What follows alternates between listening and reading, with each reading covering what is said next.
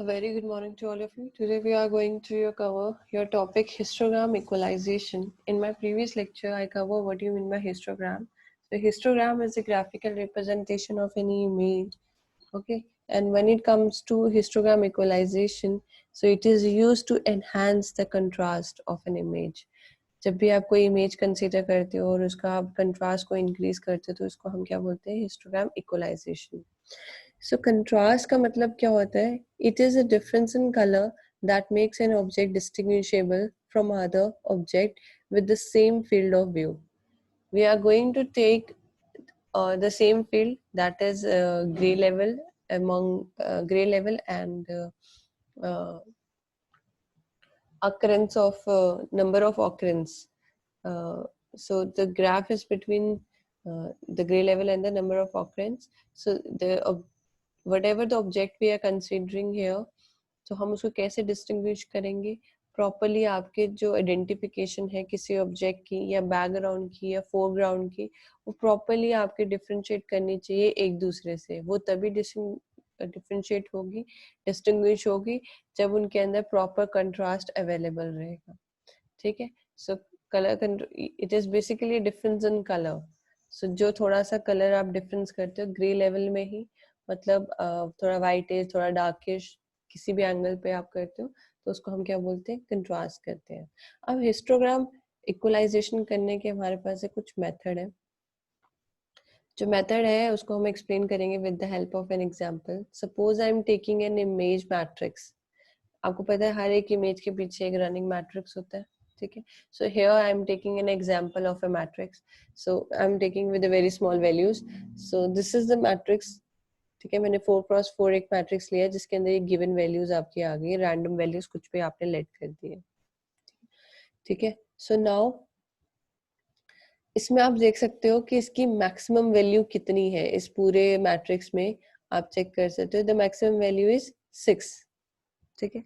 6 का अगर binary code आपने लिखना होगा तो आप कैसे लिखते हो? 110.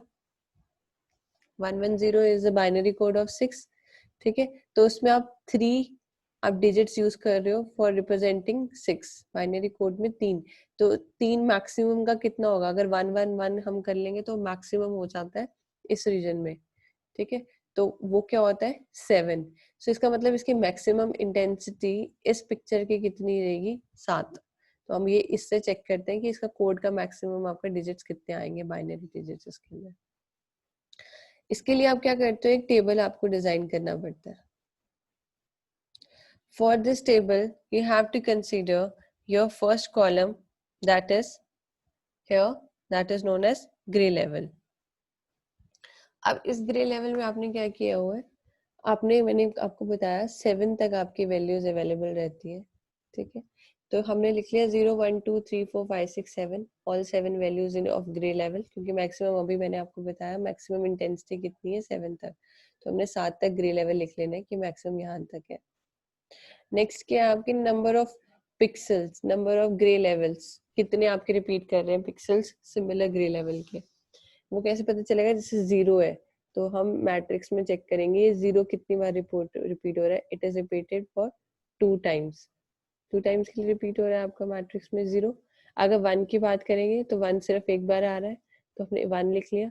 फिर 2 की बात करेंगे तो 2 आपका कितने टाइम्स आ रहा है? 2 टाइम्स आ रहा है तो हमने 2 लिख लिया 2 टाइम्स. 3 कितने टाइम्स आ रहा है? It is coming again 2 times. Again 2 present कर लिया हमने. 4 कितने टाइम्स आ रहा है आपका? 1 2 3 4 5, 5 times. So 4 is equal to क्या हो जाएगा आपका?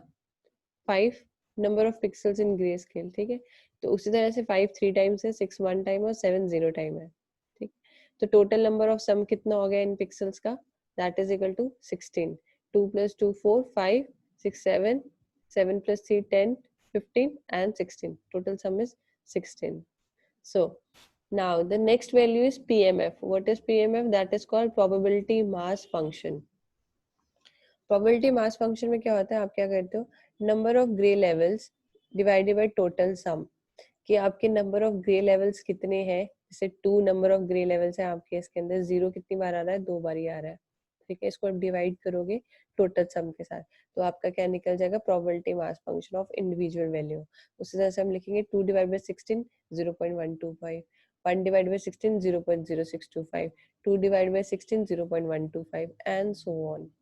ठीक है, सारी वैल्यूज को आप इस तरह से रिप्रेजेंट करते हो। Next is CM। अब इसमें आप क्या करते हो, इस वैल्यू को एज इट इज लिख लिया आपने, अब इस वैल्यू को आप ऐड करोगे इस वैल्यू में, इसमें इस इन दोनों को आप ऐड करते हो, 0.125 को ऐड करोगे 0.0625 में, तो आपका न्यू वैल्यू हो जाएगा 0.1875। Again 0.1875 is added to this one, तो ये वैल्यू हो जाएगी। अगेन ऐसे ऐसे करके आपकी ये वाली CM की सारी वैल्यूज आपकी फॉर्म आ जाएगी। नेक्स्ट हम क्या करेंगे, 7 इंटू CM, आपकी जो भी वैल्यू इसकी ये फॉर्म हुई है उसको मल्टीप्लाई कर देंगे इंडिविजुअल 7 से, क्योंकि आपकी मैक्सिमम इंटेंसिटी कितनी थी, 7, तो that's why we are multiplying it with 7। So जब 7 से मल्टीप्लाई करोगे तो आपकी ये वाली वैल्यूज आपकी फॉर्म आएंगी, मैंने डायरेक्ट वैल्यूज आपकी शो कर दी है। इनका आप राउंड ऑफ फिगर्स लिखोगे तो क्या आ जाएगा, 1 here 1 here 2 here 3 here 5 7 7 7। ठीक, तो ये जो आपके नाउ वैल्यूज आई हैं, तो ये आपका फॉर्म करेगा न्यू मैट्रिक्स। मतलब जहां जहां आपका 0 है वहां आपने 1 रिप्रेजेंट करना है, जहां 1 है वहां 1 करना है, जहां 2 है वहां 2 करना है, 3 की जगह 3 करना है, 4 की जगह 5 करना है। तो जो आपका न्यू मैट्रिक्स फॉर्म होगा वो इस तरह से फॉर्म होगा। आपका गिवन मैट्रिक्स क्या था, ये वाला। इसका मॉडिफाइड जब हिस्टोग्राम इक्वलाइजेशन आपने कर दी, तो इसका मॉडिफाइड मैट्रिक्स आपका ये बन गया। So this is a method for histogram equalisation. I hope you understand the topic.